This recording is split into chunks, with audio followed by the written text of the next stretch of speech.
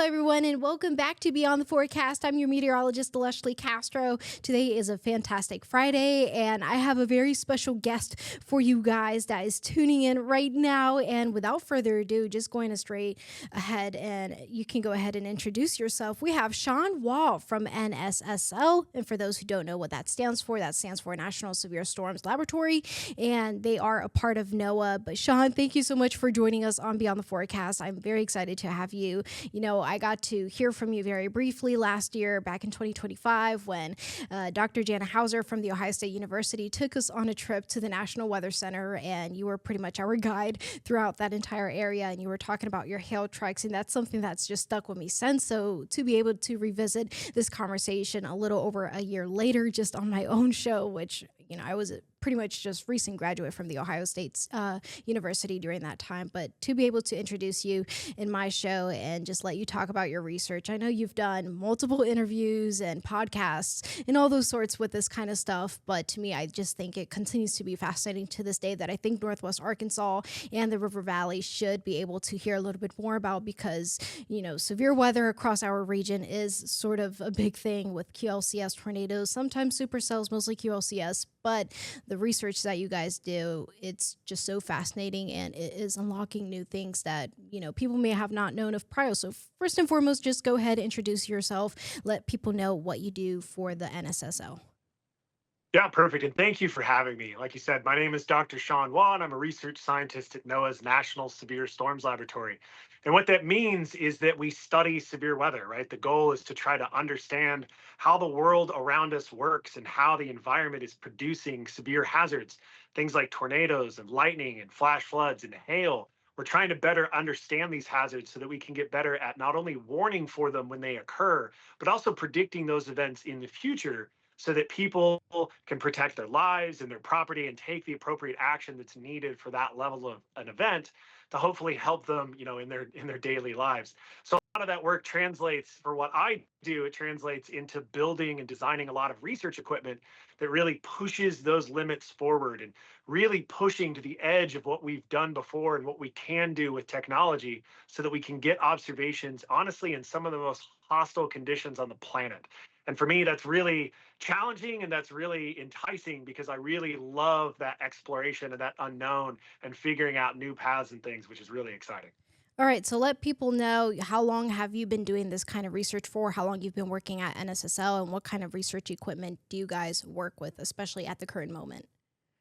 Yeah, so I've actually been a federal scientist now. I'm coming up on my 10th year here Wow. at the National Severe Storms Laboratory. It feels like just yesterday when I started, but I've actually been doing this work and working in severe storms and research for almost 20 years. I started as an undergraduate student here at the University of Oklahoma, where I spent 11 years in college getting 3 degrees. I was very Whew. involved in a lot of active research projects, all the way back into my undergraduate years and then carrying forward. So I've done and seen a lot of things over those years. I've gained a lot of very unique experiences, and that's really taught me a lot of lessons that I carry forward now into new projects and new challenges that we're working on today to try to better understand the weather compared to where we were, 5 or 10 or even 20 years ago. Sweet. So, like I mentioned, some of the research equipment, at least from when I went to NSSL, you worked with hail trucks. And so, has your research been along the hail side all this time, or has there been different branches of research that you've done throughout your time from University of Oklahoma all the way up until now? Yeah, so I mean, obviously, the National Severe Storms Laboratory is very known for tornadoes. That's what most Hmm. people are going to immediately think of when you think of severe weather hazards, right? That's flashy, it's big, it gets a lot of attention. There's been tornadoes today that are getting a lot of attention. Hail is actually more damaging. So, tornadoes cause about $2 billion a year annually in the US as far as damage goes. Hail is upwards of 10, if not $20 billion a year annually. So, it's significantly more damaging. You don't need giant hail to cause widespread damage and destruction. Hail can occur all throughout the year, all over the country. There's a lot of places that get damaging hail events, but it's also one of the things that we know almost nothing about. And hail to me has been very fascinating. I've basically been interested in it for as long as I've been interested in severe weather. I mean, what's not to be interested about giant chunks of ice falling out of the sky at Oh, close to yeah. 100 miles an hour, right? Now, obviously, if you're the one replacing your roof, you're maybe not as excited about it, and that's completely understandable. But we know very little about hail because it's very challenging to observe. For almost the entirety of time that we've been doing observations, most of those observations are what we call post impact, where it hails and then you go outside after it's done and you pick up whatever's left, right? But Hmm. that hailstone may have melted or broken by the time that you get out there 20 or 30 minutes after it's fallen to pick it up. How do you know that you picked the biggest stone? Is finding the biggest stone what we actually need, or do we need to know what the distribution of those sizes looks like? How much water was on it? How fast was it falling? Was it tumbling, or was it, stationary as it fell? Like, there's a lot of questions that we just cannot answer if we're only looking at what's left. So we needed a way to build a system that can see those types of observations on the way down, which is why I made the hail camera truck that's capable of doing just that. All right, sweet. So, hail truck, how long have you guys been working on this type of thing? How long do you spend working on these trucks and perfecting it? And what are some key features of these trucks? And what are you hoping to gain just being out on the field? Like, how long do you guys take them out for the field? And, what do repairs look like? Because I'm sure that's something you guys have to deal with all the time. I mean, pretty much aiming to record hailstones, but at the same time, knowing that you're going to have to deal with the brunt of the damage, how does the whole process come about that? Yeah, it's a great question. So the original version of HailCam started as a tripod-based system probably 5 or 6 years ago. It was originally a joint venture between NOAA's National Severe Storms Laboratory and our Cooperative Institute partners here at CIRO in the National Weather Center. Now, we built that system as kind of a proof of concept. Can we use cameras to capture an image of a hailstone on the way down and learn Right. more about its size or shape, or maybe how it's falling, things like that. And it was really just a trial system. What we did after building that and learning that it would work, we took that knowledge and that sort of expertise. We upgraded the equipment, we put it onto a truck, and we really scaled it up into the system that we have now, which shoots 4K footage at over 330 frames a second. Whew. And the idea with that is that with two cameras, anything that both cameras can see, we can actually triangulate the depth of that object, which means we know its physical location.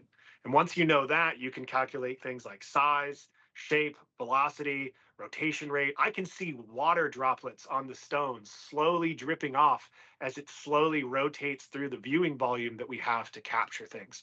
So it's a truly incredible system, and it's mobile. It's in the back of a truck so that we can drive wherever the hail is or where we think it's going to occur. We're not tied to one physical location where we may wait decades for a storm to go right over it, right?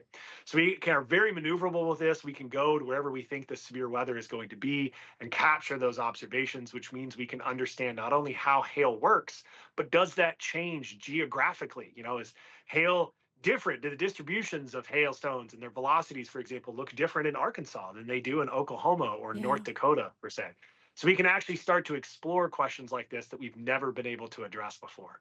Now, you asked about damage, and obviously, we are Mm-hmm. intentionally driving a truck into areas that we actively tell everybody else to avoid, right? And if Yeah. you've ever had a house in the path of one of these storms, you know how damaging it can be.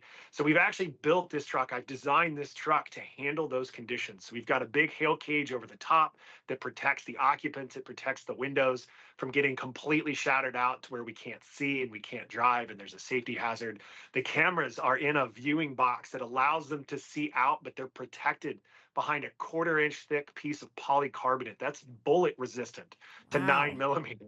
So we've actually built the cameras and the equipment and the whole system to handle the very conditions that we're putting it in. And that's one of the unique challenges that I love about the job that I have, is designing systems to do this, because you're not going to find a commercial system off the shelf that's going to be able to operate in these kinds of conditions. We have to build this stuff in house. Yeah, and another question I wanted to ask about the equipment too is I had a conversation with my chief meteorologist and I told him, like, you guys have like this floodlight basically that you guys also use. Tell us how powerful that floodlight is, and also what conditions do you use those floodlights in? Because one concern he had, which was a pretty solid concern, and I didn't have a answer for it myself, is if you're storm chasing, obviously there will be other chasers around. How do you avoid shining that flashlight and, prevent that from being a hazard for other people? Yeah, it's a great question. So, to put some context behind that, obviously, we don't want the hailstones to blur when they're going through our imaging volume, right? Hmm. So, we need a very fast exposure. We're only exposing each image for about 70 microseconds, which is really not a lot of time. But what that means is that we need a lot of light in order to illuminate the scene so we can actually see the hailstone. Plus, we need this to work anywhere, whether it's daytime or nighttime, under a brightly lit supercell or right in the core where there's heavy precip. I mean, we need this to work everywhere, which means we have to carry our light source with us. We can't just count on the environment being bright enough. So on the back of the truck near where the cameras are, we have 8 LEDs that are all 200-watt LEDs, putting out a total of a little over 250,000 lumens, Ooh. which is about 30% brighter than the sun per square meter. If you're standing directly behind the truck, you actually need eclipse glasses to look straight at the lights. It is so intense.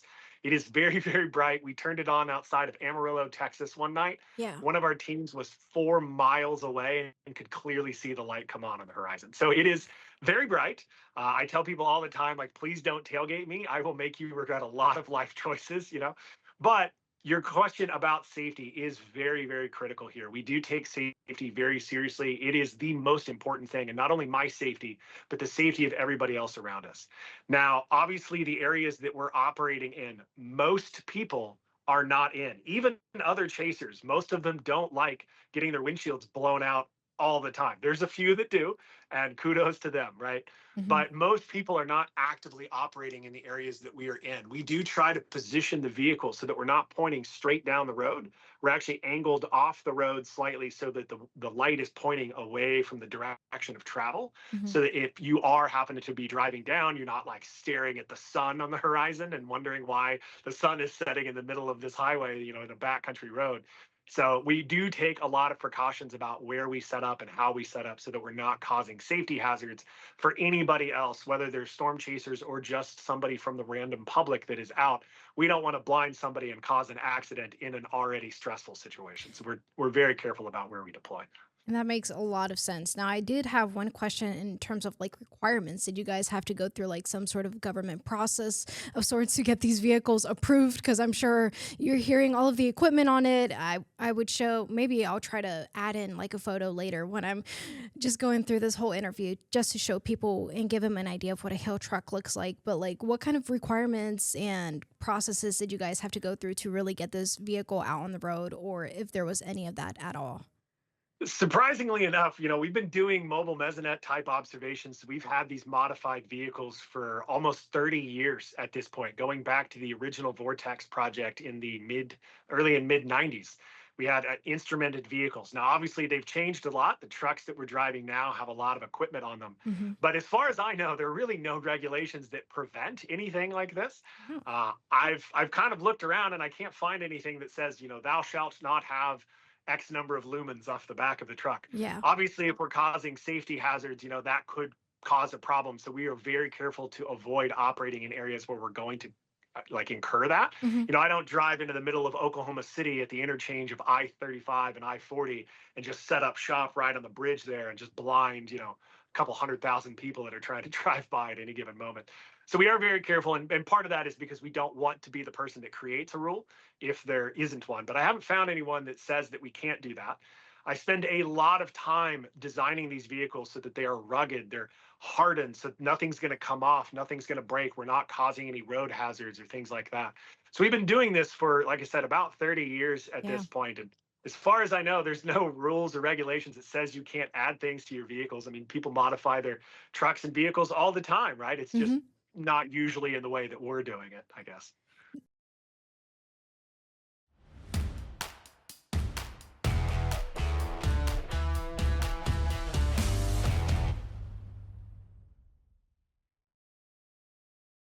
Now, I kind of want to transition into talking a little bit more about the storm chases themselves and setting up shop, basically. So, when it comes to driving out these vehicles, what are some key features you look for in the environment that makes you think, yes, this is what I want to chase?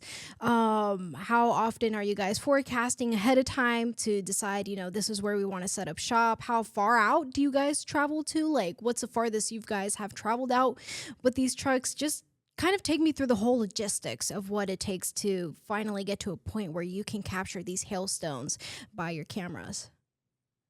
So I sort of jokingly, sort of not jokingly tell people that basically from April through the end of June, I don't make personal plans.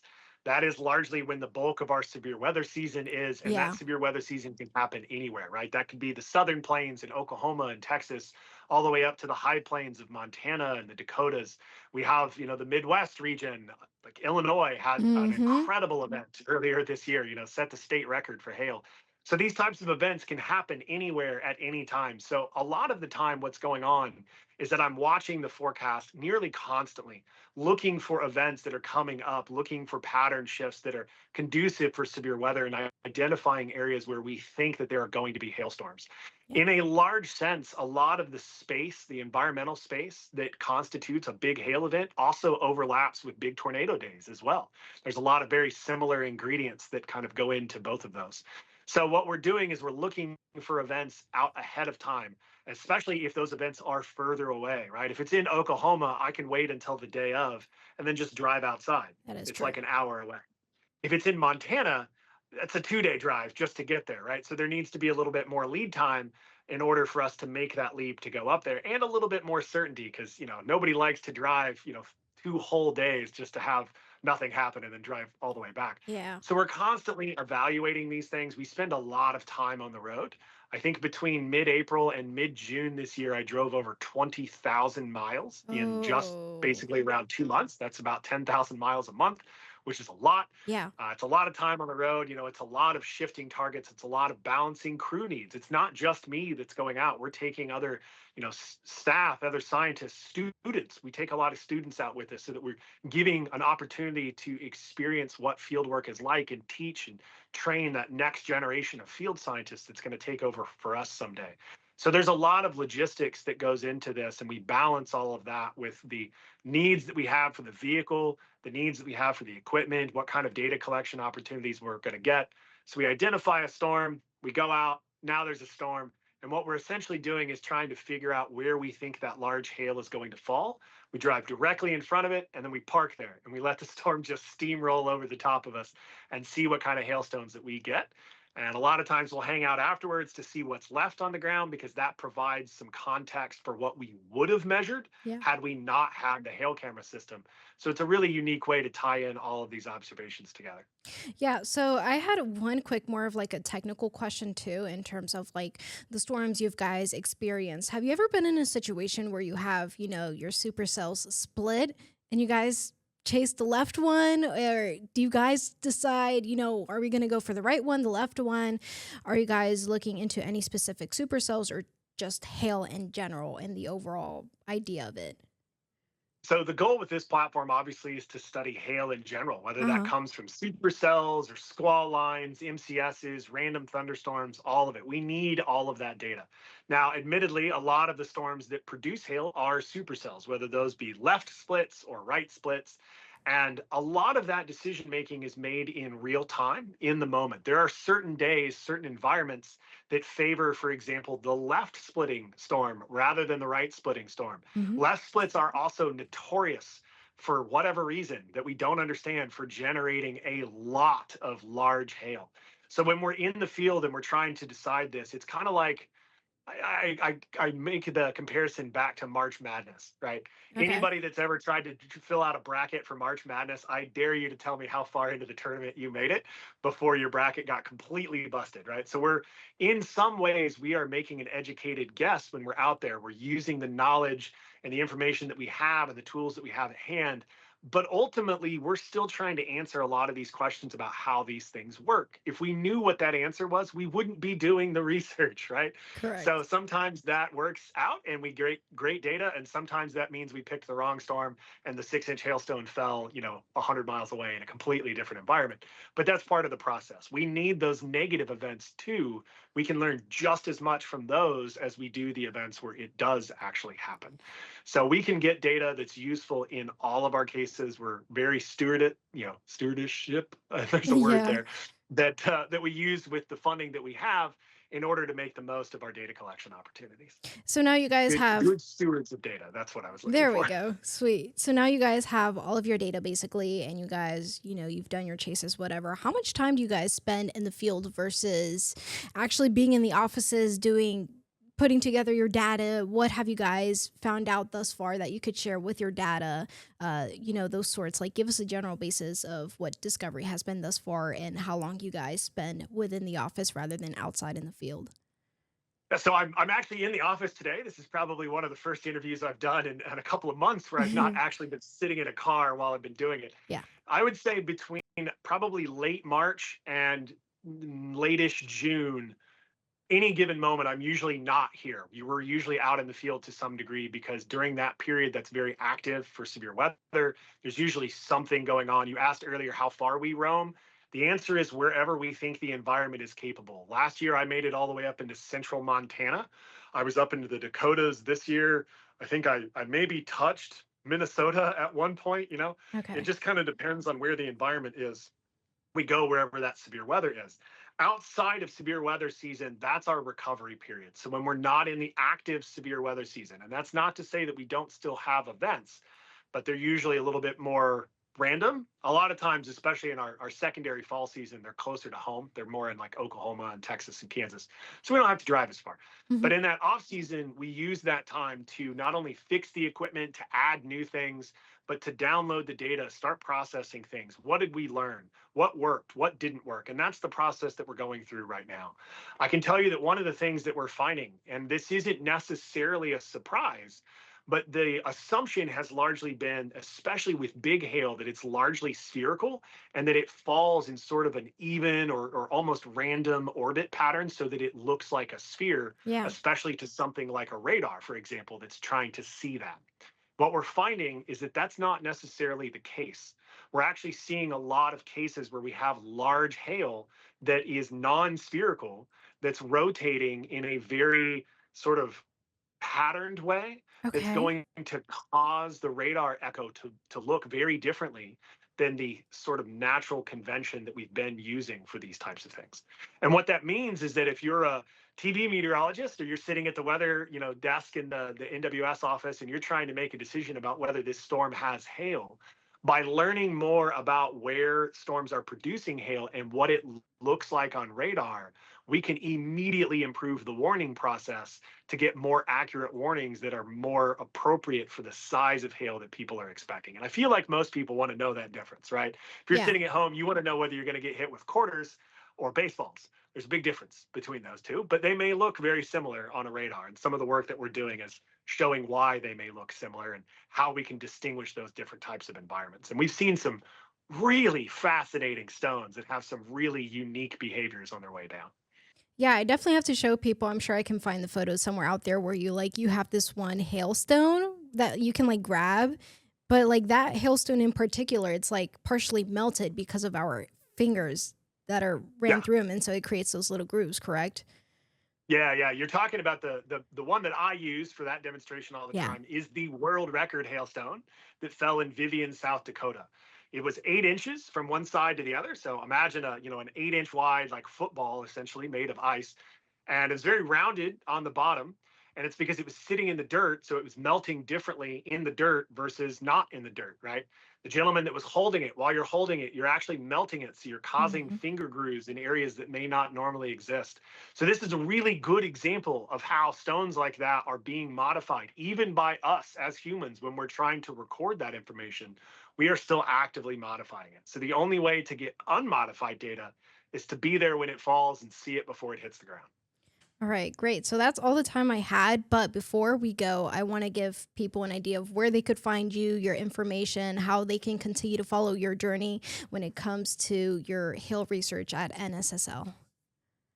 Yeah, so obviously, what I would recommend is go to nssl.noaa.gov. That is our main page where we share a lot of information about some of the programs that we're working on, the research topics. A lot of what I've talked about today, for example, is field data, but that is just a small percentage of what NSSL does. We have some truly incredible programs that are really pushing the limits of what we do with that knowledge once we gain it, and really creating some advanced warning systems and forecast systems and things like that that are going to completely change the game going forward. So go to nssl.noaa.gov to learn more about some of the work that we're doing and how that benefits you as the general public. What sort of advantages does this give you as a homeowner or as a business owner or things like that in the future, and how you can use that information to protect yourself and your property along the way when we have those severe hazards. All right, Sean. Well, thank you so much for being on Beyond the Forecast. Really appreciated. And like you mentioned, everyone can find your information that way and go through NSSL from NOAA, of course, to be able to continue to follow on your journey. And of course, if anything new comes about from your research later down the line, I'll make sure to share it with our viewers, of course. But thank you so much, and everyone, we will see you guys next week.